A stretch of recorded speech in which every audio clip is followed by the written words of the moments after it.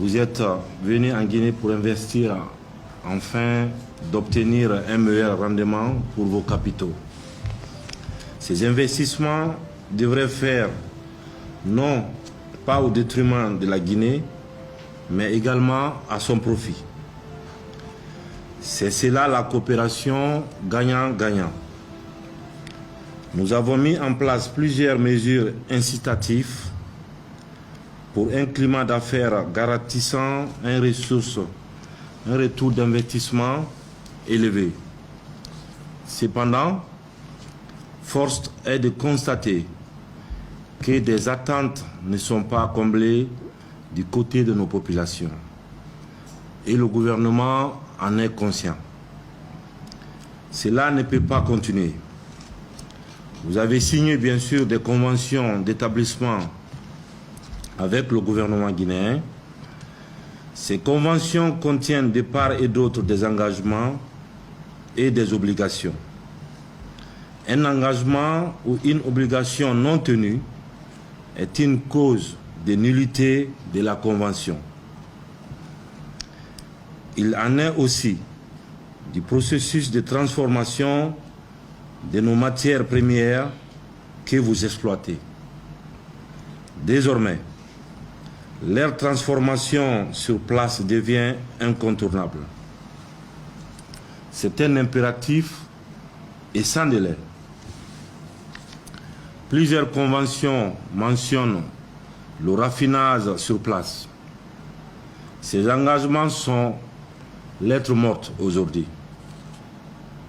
Pour ce faire, j'instruis le gouvernement de faire une évaluation des conventions par des cabinets spécialisés de manière à rétablir l'équité des relations entre vos sociétés et la République de Guinée.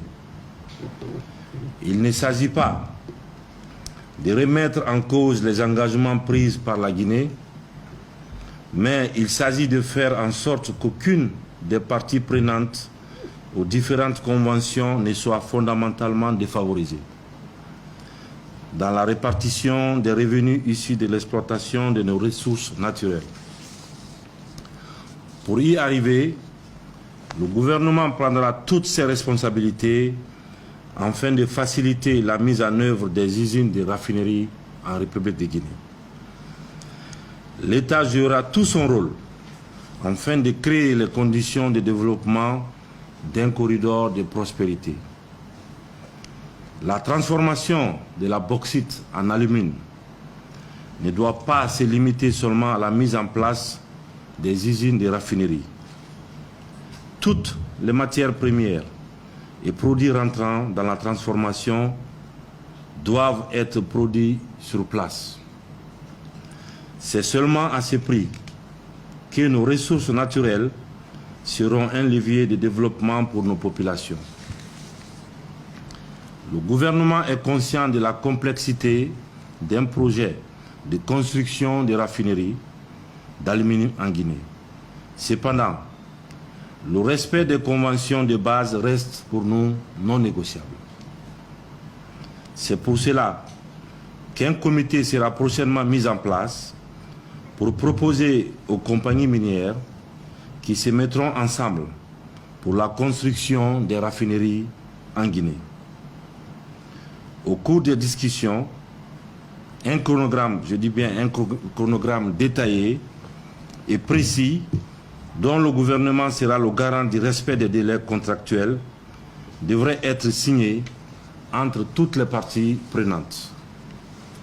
Tout manquement au respect des délais de construction des raffineries se traduira par des pénalités requises.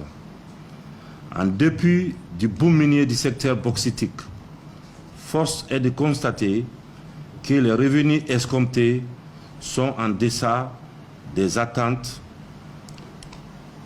Vous et nous ne pouvons plus continuer à ce jeu de dupes qui perpétue une grande inégalité dans nos relations. Il faut la corriger et c'est maintenant. Je vous invite à cette démarche qui devient un impératif catégorique et non négociable. Et ce, avant la fin du mois de mai. c'est-à-dire on est en avril, c'est d'ici la fin du mois prochain. Je veux, Monsieur le Premier ministre, qu'on me réponde sur ça.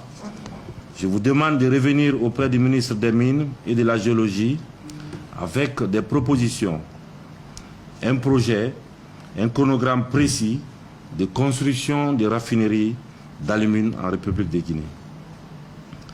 Le gouvernement n'hésitera pas à prendre ses responsabilités pour rétablir l'équilibre.